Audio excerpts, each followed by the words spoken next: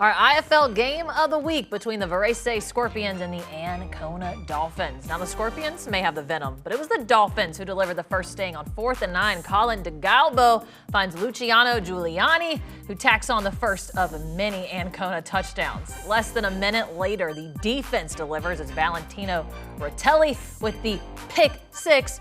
We were tied at 0, and then just a minute later, it's a 14-0 lead Dolphins. That gives them something to cheer about. Now a 28-point lead. Calvin Brownholtz would find number 1 Roberto Sanolvello, the Scorpions' first touchdown of the day. The Dolphins, however, unfazed. Ancona goes on to win big. Well, this was a much-needed win for the Ancona Dolphins. The win, of course, is a good thing. The defensive performance was a really good thing. But if you're Roberto Rotelli, the Dolphins head coach, alarm bells are maybe going off because for the second week in a row, the offense struggled a bit. It struggled, yeah, quite a bit. And it struggled even though they got Giuliani back, which was a big get for them to get him back on the field. But you got to be concerned if you're Ancona, because to beat the two best teams, Florence and Parma, that Ancona offense is going to have to deliver. And the last 2 weeks they haven't, so I'd be concerned. I feel like we haven't given the Ancona defense nearly enough credit this season. When we've talked about them, it's been about Colin DeGalbo and how dynamic the offense is. Here, Ancona with 21 points in about 90 seconds.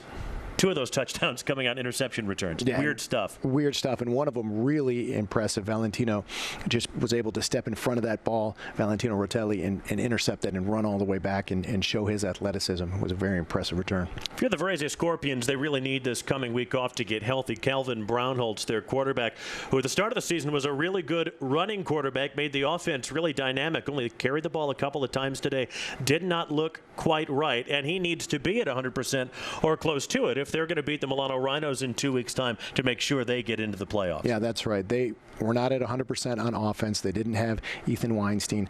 You're right, Calvin Brownholtz didn't look 100% healthy, so they kind of limped along on offense. If they're going to make a push in the playoffs, they have to get healthy as well. So a much-needed win for the Ancona Dolphins. They get to 5-2 on the season as they take out the Varese Scorpions. We'll send it back to you.